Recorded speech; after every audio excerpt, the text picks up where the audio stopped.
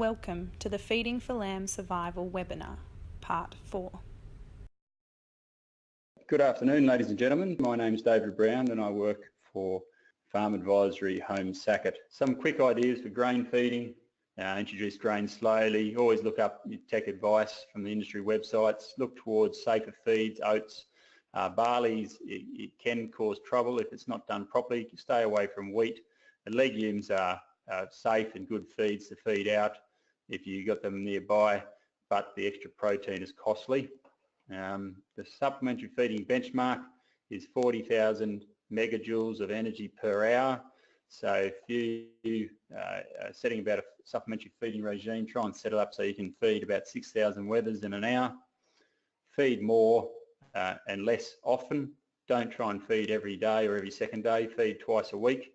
Avoid feeding lambing ewes. It can cause all sorts of issues. It's better off getting their condition score right prior to lambing, and avoid overfeeding single bearing ewes because their energy requirements aren't as high as the twin bearing ewes, and their lamb birth weights are often much higher. So if they're overfed, then you can generate dystocia issues.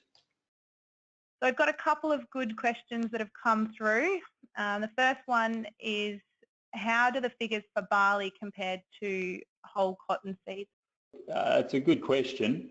I'd have to sort of rerun the modelling for the cotton seed, but in practical terms, I expect you could probably get similar cost of energy out of cotton seed. I appreciate that it's probably a more readily available source of energy up in that area.